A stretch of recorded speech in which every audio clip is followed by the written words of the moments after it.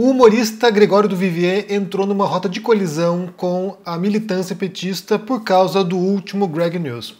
Ele fez um episódio no qual ele abordou a atuação agora recente do ministro do STF, Cristiano Zanin, que foi a última indicação do Lula para o STF, e aí ele se tornou, no final das contas, o mais reacionário dos ministros do STF. Então, esse Greg News ele é constrangedor, porque você percebe ali como ele vai na contramão, né? O Zanin vai na contramão de decisões, inclusive de ministros indicados pelo Bolsonaro. Então, sim, ele fez esse Greg News e aí a militância petista virtual está toda alvoroçada tentando cancelar o do Vivier, e isso tem gerado uma cisão na internet, na rede progressista pelo menos, em relação a esse tópico, né? Muita gente concorda com o Gregório do Vivier, eu sou um desses, e muita gente discorda achando que, bem, há vários argumentos nesse sentido, mas um deles principal é que a indicação para o STF é uma prerrogativa do Lula, ou seja, é algo que ele tem que responder, pode acertar ou errar, mas cabe a ele decidir. E de fato a decisão é do Lula. Mas, por outro lado, nada nos impede, né? E quando falo nos impede, falo da sociedade civil que tem o dever, não apenas, sabe, a possibilidade de fazer isso, mas tem o dever de cobrar dos seus políticos. E aqui entra uma grande questão, né, que envolve o que é a democracia representativa, o que é esse regime, o que é esse sistema político no qual nós vivemos, né, em países pelo menos democráticos, e como isso opera e como a gente atua nesse regime. E aí o que acontece é que o do Vivier, ele propôs que o Lula se encontrasse com 3 representantes negras que pudessem ser nomes importantes ou nomes a serem considerados para a próxima vaga no STF, que será da Rosa Weber, da ministra Rosa Weber, que vai se aposentar em outubro. O argumento do Lula é de que ele não conhece nenhuma mulher confiável para esse cargo, e aí o do Vivier indica, né, um site chamado tomamcafécomelas.com.br, prometendo um encontro entre essas 3 mulheres negras para esse possível cargo no STF. E aí cabe a nós também pressionar, né? Quem for nessa página aí vai acabar enviando um e-mail diretamente para o Lula para que ele seja pressionado pela população para que se encontre com essas mulheres. Porque na concepção de muita gente seria importante que o Lula indicasse para esse posto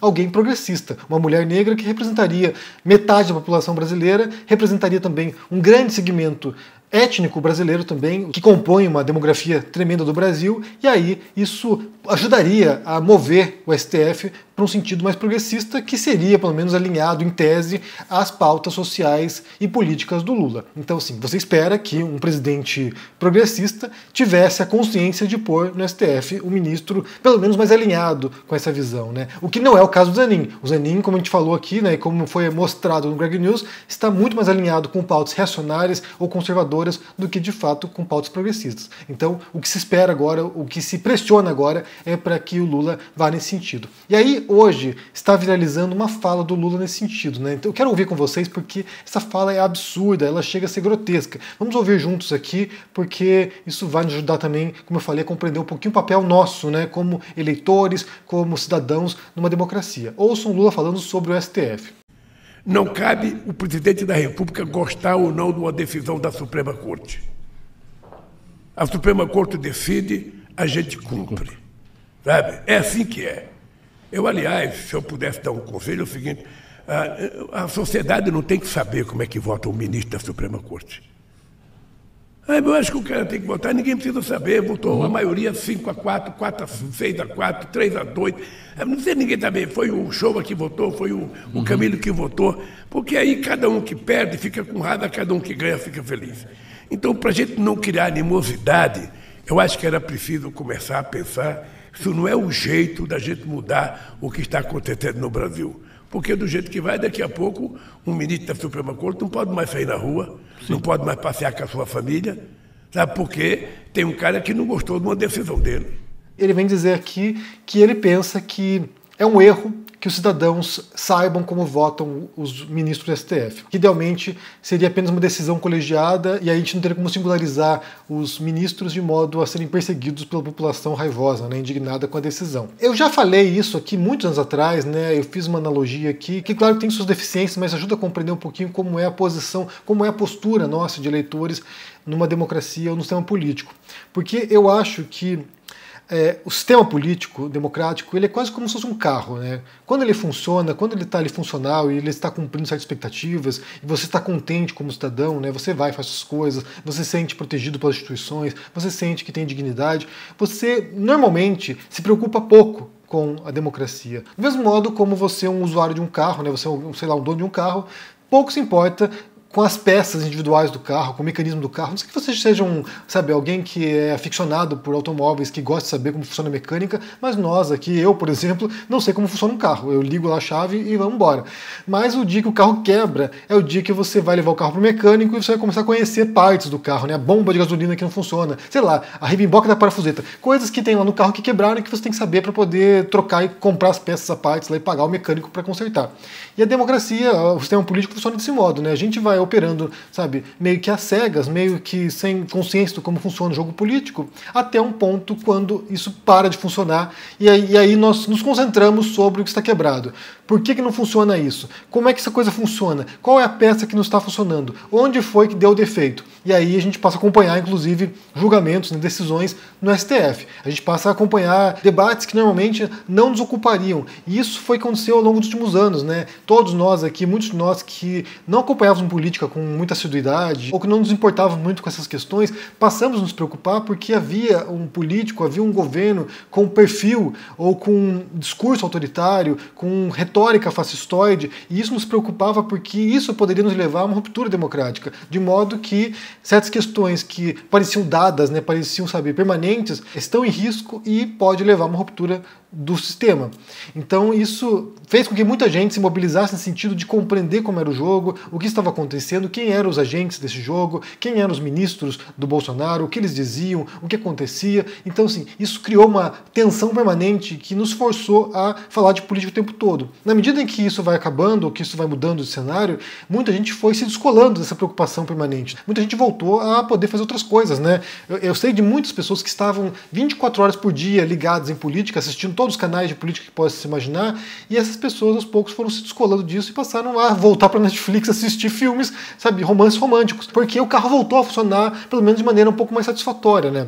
Então, a visão do Lula me parece um pouco preocupante nesse sentido de que, é claro, como eu falei, se você está contente, você tende a não ficar acompanhando decisões individuais de ministro do STF.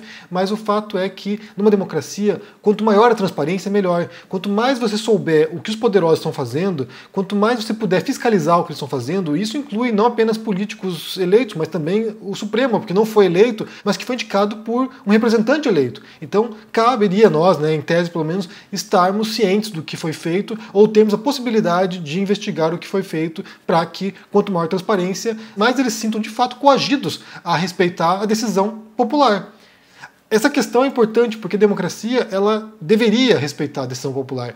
A democracia não é apenas você dar o voto para o seu candidato, não é apenas você ir lá na urna no dia da eleição e escolher Lula, Bolsonaro, sei lá, Ciro Gomes, quem quer que seja. Caberia o cidadão estar o tempo todo vigilante, mesmo que não de maneira, sabe, obsessiva, mas estar vigilante de modo a cobrar os seus políticos, de modo a que eles respeitem o voto de confiança que você deu neles. Não cabe a nós, eleitores, obedecermos aos políticos, respeitarmos os políticos. Não cabe a nós, sabe, reverenciar os políticos, sabe, aplaudir e achar que são santos, achar que são divindades, achar que estão acima de nós. Pelo contrário, eles que deveriam temer a população, eles que deveriam respeitar o voto que foi dado. Eles são servidores nossos. Essas pessoas foram escolhidas para que nos representasse. Nós delegamos parte do poder que nós temos como sociedade civil para que essas pessoas vão lá no poder e ajam em nosso nome. Então eles nos devem satisfação, não o contrário. Ninguém tem que babar ovo do Lula, ou babar ovo do Bolsonaro, ou de outro político qualquer. São essas pessoas que têm que temer não honrar com o nosso voto, porque ao fazer isso, pelo menos em tese, né, que a gente fala hipoteticamente, né, pelo menos em tese, se eles não fizessem isso, eles perdem o nosso voto no futuro, eles perdem o nosso respeito, eles perdem a confiança que eles conquistaram.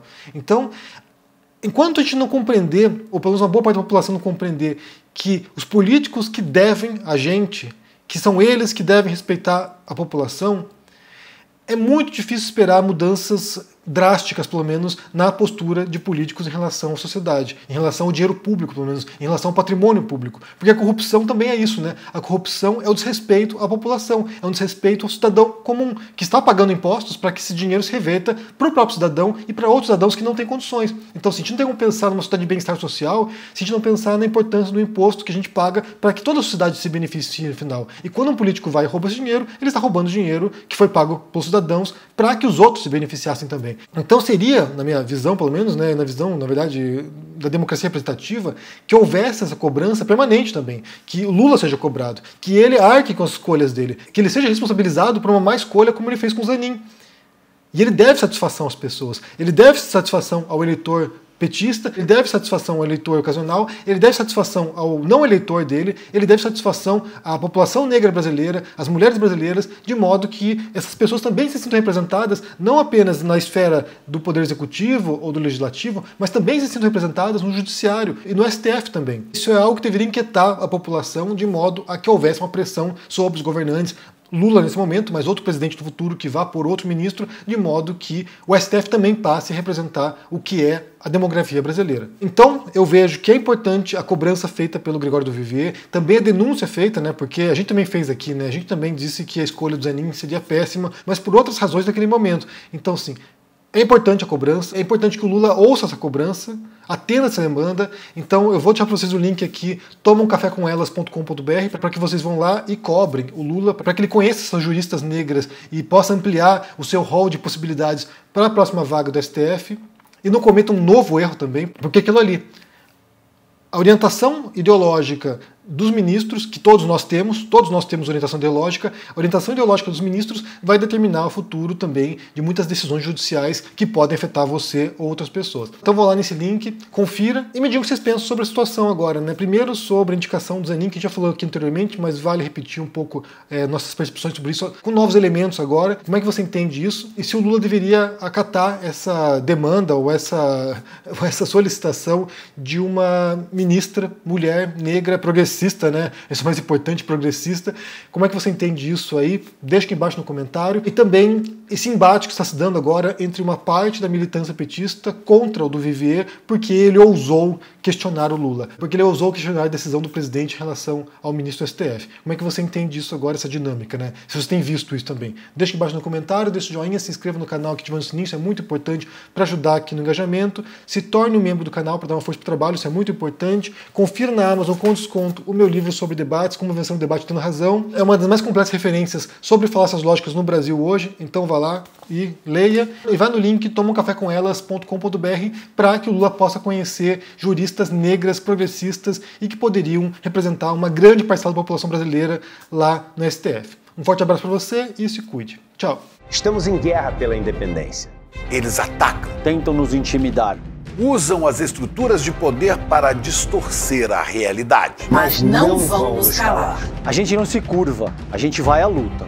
Em um sistema viciado em meias-verdades, Nós somos a resistência, nós queremos a verdade. Por isto, levantamos a bandeira da independência. Independência para fazer um jornalismo corajoso, para colocar o dedo na ferida, para denunciar os abusos e as injustiças. Somos independentes dos donos do capital, dos poderosos e das grandes corporações. Aqui é publicidade zero. Só assim honraremos o nosso compromisso com a denúncia. Com a liberdade total de opinião. Essa guerra não é fácil, é cruel, mas com seu apoio e luta, seremos cada vez mais fortes. Junte-se à nossa causa. Junte-se à nossa causa. Junte-se à nossa causa. Fortaleça o jornalismo verdadeiramente independente. Sendo membro do ICL.